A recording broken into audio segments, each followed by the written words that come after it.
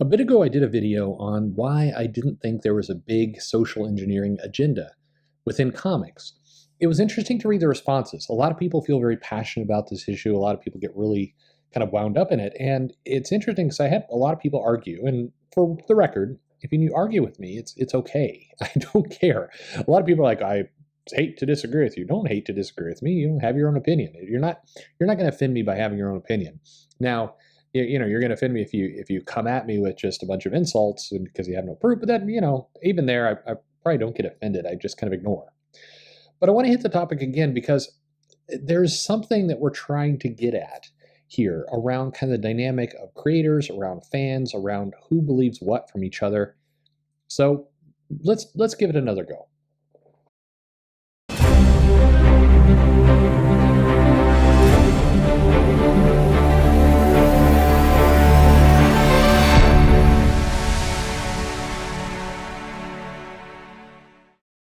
Hey everybody, this is Perch. Hey, if you're new to the channel, subscribe. If you absolutely hate what I'm doing here, subscribe so you can be mad every day. You know, upvote, downvote. There are some people who subscribe so they get reminded to downvote. You can do that too. Whatever floats your boat. I posed a video a little bit ago about this theory that I hear. Now I want to be clear. Not many people go this far. It's pretty rare. You see this stuff float around on Twitter every now and then. Of that, the comic industry, the professionals inside of comics, that they sit around and they plot how to destroy democracy. And this is a bit of a half-baked theory. Most people who believe that there is some level of social engineering going on in comics don't take it that far. They don't believe that there's some kind of coordinated attack. And I want to just, I want to hit that right off the bat. I think that is lunacy. And I want to do it for the standpoint of, it's for your own well-being, for your mental health. There's not this shadowy cabal that is out to deliberately meet to attack you. And I use the evidence, and it is evidence. It's funny, a lot of people came in the comments are like, you must concede the point. It's like, oh my God, we switched to high school debate class all of a sudden. But it is, the comic industry, the people who work within it, they're not a coordinated bunch on anything, including things they should be, like getting titles out on time, like editing them properly, like making sure that you don't have, Deadpool showing up in 4 different comics on the same month doing different things. Like, if some writer decides to use Ultron as a villain, that another writer that same month isn't making Ultron a super happy, friendly, good guy and eroding the villainy of the character. Just that kind of stuff. That's where that level of coordination completely falls apart. So if to imagine that a bunch of creators are getting together going, hey, let's use comics as a way to brainwash people against Trump, it's just the people are not, bluntly, the people are not smart enough to do that, or coordinated, or they or skilled, or paid enough, or any number of things to do that thing. That's just not happening. Now, when I say that, I get a bunch of people. Let's see if I just look in my. I invite people to send me mail, and then sometimes I get the craziest. You chud, you cuck, you SJW, you suck up. I'm sure, if you say so. I definitely get a lot of. What's interesting is I got a bunch of mail from quote unquote the other side, a bunch of creators, including like one really known creator who's like, hey, just to warn you, your comments are pretty toxic. And by mentioning this at all, even though you're agreeing with what most creators think and you're refuting some of these talking points, the fact that you're discussing them at all could put you on the wrong side.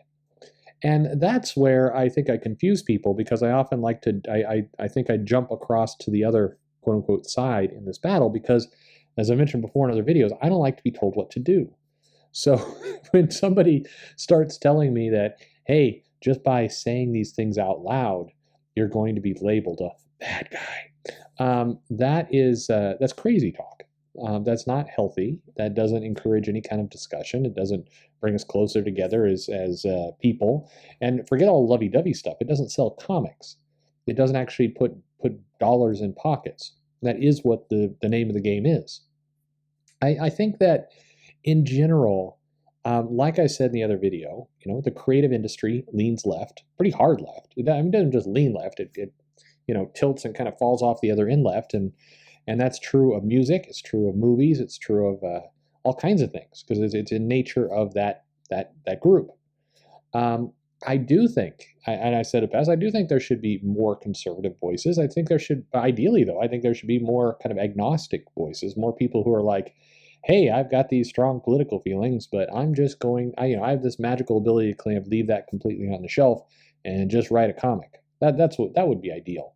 But I think you do notice, and this is where I think a lot of fans are picking up on stuff, you do notice this trend where you read kind of comic after comic after comic, and the themes are kind of the same. Now, for a moment, if you take the politics and the ideology out of it, you might argue that this sameness, it's just bad writing, or maybe it's bad line management. Maybe one comic doing this is okay, but when you have 40 comics all kind of making the same point and making it at various degrees of quality, much of which poorly, then yeah, it tends to break down. It tends to, become overwhelming. That's what a lot of fans see. I think the things that the fans don't see or they struggle with, and I can see it from the comments and people I've talked to, is that these comics are getting just slammed out the door like an assembly line. There's an old this I would say this would date me, but I wasn't alive when this came out. It's a common clip. Whenever you see these tributes to I Love Lucy, do you know that show? It's a black and white. Well, I mean, I guess there's other, but the old original I Love Lucy. There's a famous clip from the show where Lucy and her friend are working on an assembly line, and I think like the chocolates are coming out or some food's coming out, and they got to wrap it, and then they got to put it down, and and then the assembly line speeds up and they can't keep up with it, so they just they start eating the chocolate and they just start throwing stuff, and it's a comedic bit. It's a nice bit of physical comedy where they just can't keep up. And whenever I think about the comic industry and I see poor quality, I think of that clip because I think that's a lot of what's going on. You have people who are often not trained. You have the big publishers making a strategy of hiring cheap, not paying much, thus not giving people a lot of incentive to improve their skills, or maybe hire backups, have assistant editors or editors that are on a few titles, not a dozen titles, and making minimum wage to boot.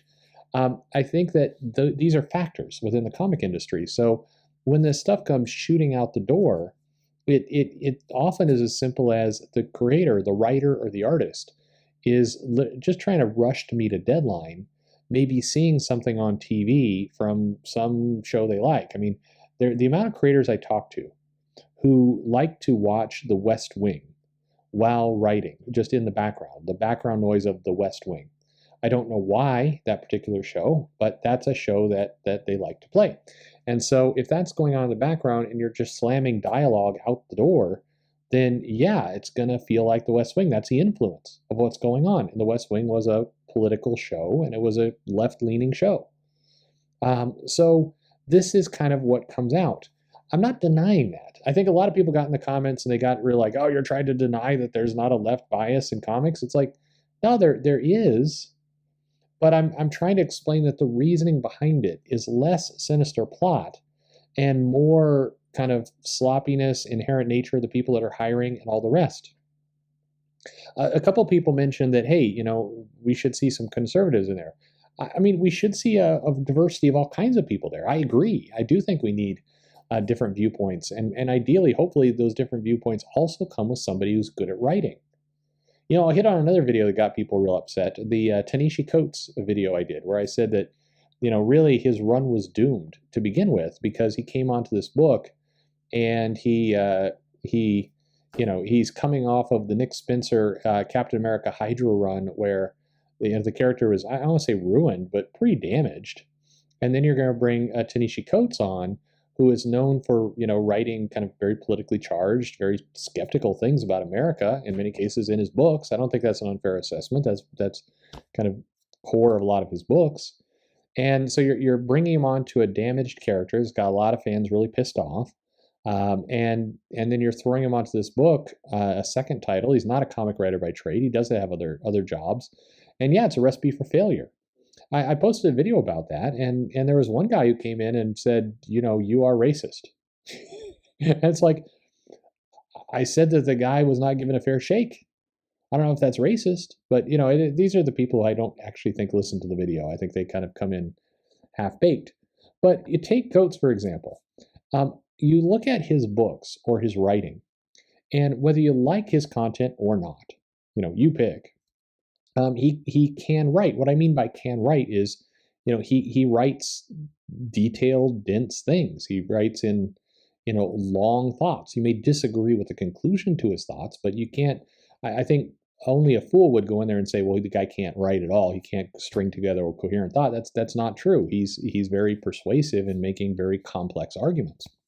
So when you pick up Captain America and it reads like paper thin and just poor, I often look at that and go, my suspicious theory here is that Coates is not actually writing this book, that there's some intern who's doing it, some ghostwriter, because I can't connect the two. Because if I was opening the book and Captain America was giving very kind of detailed, anti-American analysis about, inherent racism and other things, I'd be like, okay, well, I don't like this coming out of Captain America's mouth, but at least I recognize that the author is, it is the author. I can't. My increasing belief is that somebody else is writing that book, because it reads terrible. It reads like somebody who doesn't know how to write. And Ta-Nehisi Coates, sorry, he does know how to write. But in general, I think the other piece that goes in all this with fans and kind of ideology and everything else is we're all becoming too sensitive. And when I say we're all, I'm talking about the creators, I'm talking about the fans, I'm talking about everybody. I posted something on Twitter about how I was worried about the reaction to the country if Biden won or versus Trump won. And I think I made the comment that if Trump won, I think there would be more outrage and potential problems than if Biden wins. And I say that from the standpoint of, not to get all political about it, but just the right wing has shown less, has demonstrated less like marshaling of strong protests. The majority of the really big protests are left wing. I'm not saying good or bad. That's a fact. If you look over the last 20 years, that's a factual statement that more of the protests, more by volume. Okay, I don't want to get into the debate of which ones are more violent or less violent. It's a whole ball of can of worms, ball of wax, can of worms, all the rest to get into. But I think by sheer volume, it's a factual statement to say that more left-wing protests happen than right-wing protests. Okay, so therefore, ergo, if Biden wins, there will be less protests. Now, I may be wrong about that, but as a statement, I was just kind of pondering things. And I had, a comic writer come in and tell me that I was being problematic, that I was saying problematic things. And I was like, it's like, I want to go, you guys are all being too sensitive. Like we all, I mean, I say benign things. And the grand scale of shit posters on social media or people who post YouTube videos, I'm benign. I think the exact comment I got from Ethan Van Sciver once was boring. I heard he said something nice about me in a stream. Some people said that, but I could not find it, and there's like hundreds of hours of streams. I'm not going to go look through all those. Somebody build YouTube search. That's what we need. Closed caption search. But I think boring. I would take that. I mean, I think boring is right. If I am triggering you on either side, then you're too easily triggered, I think is kind of my conclusion there. I think that with comics, in many cases, I think a lot of us, and again, creators and fans, we become geared to kind of pick up the comic or go on social media or whatever it is and kind of get ready for the fight. We start with that in mind. And if you start with that in mind, then generally speaking, the world will deliver for you. It will actually come to pass that you will get pissed off about something. There's plenty of material there to get pissed off about. And then it's kind of like confirmation bias. And you go, yep, see, I knew it. I knew this was a problem. And then you're off to the races. And I think that's the problem of where we've gotten ourselves as a society. So for comics, I love comics deeply. I need to do another video. It's in the back of my head too about, I truly, truly love comics. I'll take a lot of criticisms on a lot of different things, but one I won't take from either creators or fans, because I've been accused of both over last week, is that guy hates comics. Not true. I love comics. I think this is a valuable industry. I think it's one worth protecting. It is why, for the record, some people might be wondering why I get triggered myself when I see people talk about burning down the industry or we must destroy the industry or ever. I'll listen to a lot of different ideas. I'll fairly debate a lot of different pros and cons about other things, but I don't want to hear that. I don't want to hear we must burn down the industry. I don't want to hear that. It's not necessary, and it's foolish. And I love comics. I don't want it to be blown up. Now, do I wish parts were better? A million parts better. That's what a lot of these videos are all about. How do we make them better? But in general, we gotta ease off the gas a little bit on being offended and believing that there's somebody out to get us. Whether you're a creator believing the fans out to get you, or a fan believing the creators out to get you, there's a lot of fans, a lot of creators, a lot of comics. And life can be good. It doesn't have to be this bad. That's what I think, for what it's worth. But what do I know? What do you think? Think about what? Oh, were you listening this whole time? You just came up. Yeah, sort of. Oh, okay. Well, I heard you going blah blah blah blah blah about something. That sums it up perfectly. Hey, like, subscribe, click the bell for notification. Thanks for listening. Like.